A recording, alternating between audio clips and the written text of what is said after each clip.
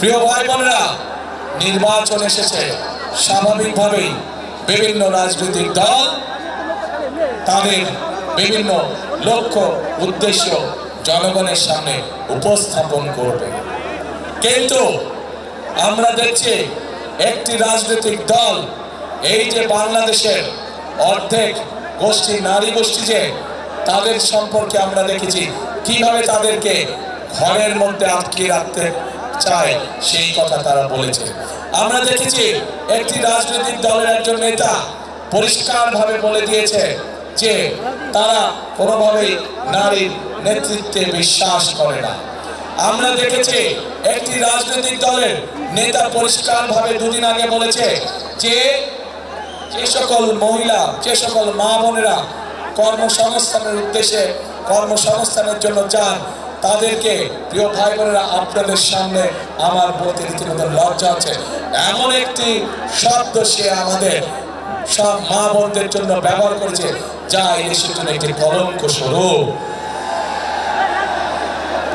প্রিয় ভাই বোনেরা, এই বাংলাদেশে খেটে খাওয়া মানুষের পরিবারের অধিকাংশ নারী কোনো না কোনো ভাবে সংসারের উপার্জনের জন্য কাজ করে থাকে।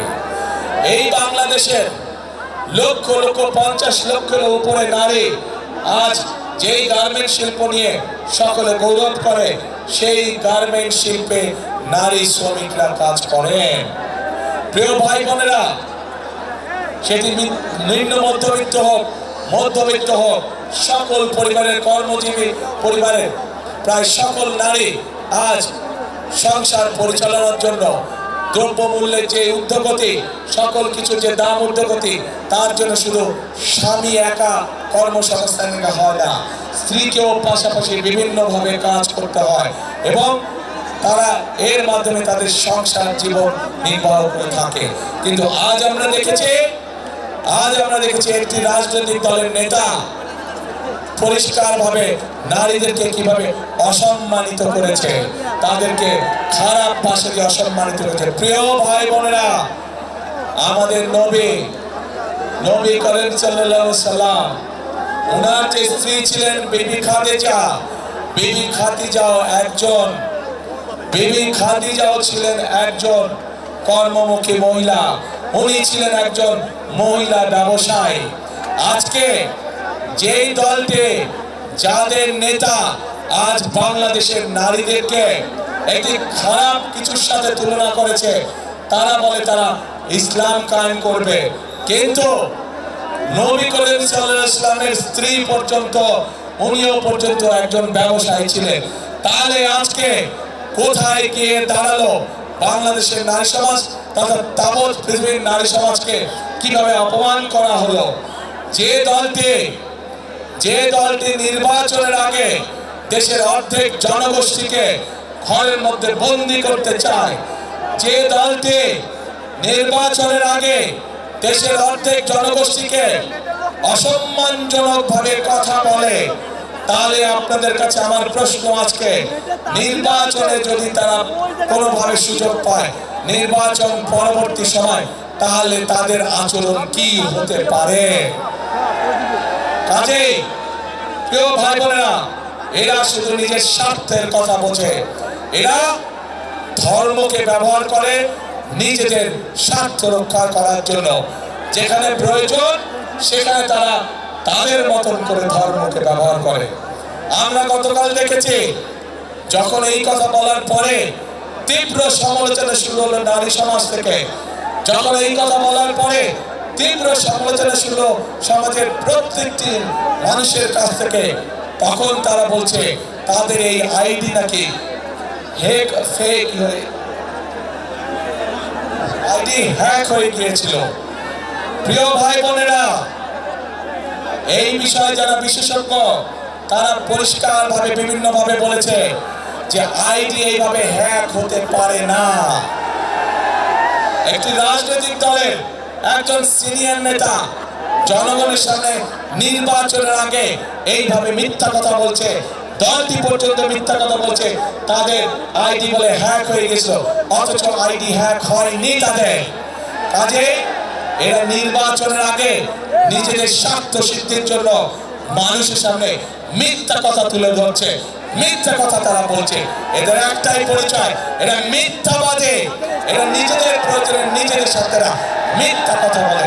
যারা মিথ্যা কথা বলে, হাজার লক্ষ কোটি মানুষের সামনে যারা মিথ্যা কথা বলে, যারা বিশেষজ্ঞদের মুখের উপরে মিথ্যা কথা বলে, এরা আর যাই হোক এরা দেশ দলদি হতে পারে না। এরা আর যাই হোক এরা কখনো মানুষের দলদি হতে পারে না। এরা আর যাই হোক এরা কখনো জনদলদি হতে পারে না। এদের দরদ শুধু এদের নিজেদের লক্ষ্যের জন্য, এদের দরদ শুধু এদের নিজেদের উদ্দেশ্যের জন্য। এবং সেই জন্য প্রিয় ভাই বোনেরা, আমরা যেহেতু বিশ্বাস করি এই বিপুল অর্ধেক জনগোষ্ঠীকে পিছনে রেখে কোনোভাবেই দেশের উন্নয়ন করা সম্ভব নয়, সেজন্যই আমরা বলেছি ইনশাআল্লাহ আপনাদের দয়া আল্লাহ আমাদের বিএনপি সরকার গঠন করলে বাংলাদেশের প্রত্যেকটি গৃহিণীর কাছে, প্রত্যেকটি মায়ের কাছে আমরা ফ্যামিলি কার্ড পৌঁছে দিব। যেই ফ্যামিলি কার্ডের মাধ্যমে আমরা দেশের নারী সমাজকে ধীরে ধীরে স্বাবলম্বী করে গড়ে তুলতে চাই, যাতে করে এই নারী সমাজ কারোর প্রতি মুখাপেক্ষী হয়ে তা না থাকতে হয়, যাতে করে তারা নিজেদের পায়ে নিজেদের দাঁড়িয়ে যেতে পারে। আজকে বাংলাদেশের তাবৎ মা বোনদেরকে বলবো আমি, যারা আপনাদেরকে এভাবে অপমানিত করে তাদেরকে আপনারা কিভাবে জবাব দেবেন, আজ সেই সিদ্ধান্ত নেবার সময় এসেছে। প্রিয় ভাই বোনেরা, শুধু তাই নয়, চিন্তা করে দেখুন তাদের দলেও কিন্তু নারী কর্মী আছে। আজ তাদের দলের নারী কর্মীদের আমাদের প্রশ্ন, আপনারা তো ঘর থেকে বের হয়ে দলের কাজে যাচ্ছেন, ঘর থেকে বের হয়ে যে নারী কাজে যায় তাকে আপনাদের নেতা কিসের সাথে তুলনা করেছে চিন্তা করে দেখুন। তাহলে আমাদের প্রশ্ন, ওই দলের যারা নারী সদস্য আছে তাহলে তাদের প্রকৃতি পরিচয় কি? তাদের নেতার বক্তব্য অনুযায়ী তাহলে তাদের প্রকৃতি পরিচয় কি? যেই দলের নেতা নিজের দলের নারী কর্মীদেরকে এইভাবে অপদস্থ অপমানিত করতে পারে, সেই দলের নেতা যদি সুযোগ পায় তাহলে বাংলাদেশের সাধারণ নারীদেরকে, সাধারণ মা বোনদেরকে তারা কিভাবে অপদস্থ অপমানিত করবে, যার অবশ্য উদাহরণ আমরা 1971 সালেই দেখেছিলাম। এই দেশের লক্ষ লক্ষ মা বোনদেরকে অসম্মানিত করেছিল এই দলটির পূর্বসূরি নেতৃবৃন্দ। কাজেই যাদের কাছে মানুষের কোনো মূল্যায়ন নেই, যাদের কাছে মানুষের কোনো আত্মসম্মান বোধ নেই, তাদের কাছে কখনো দেশ নিরাপদ হতে পারে না, তাদের কাছে কখনো দেশের মানুষ নিরাপদ হতে পারে না, নারী পুরুষ নির্বিশেষে।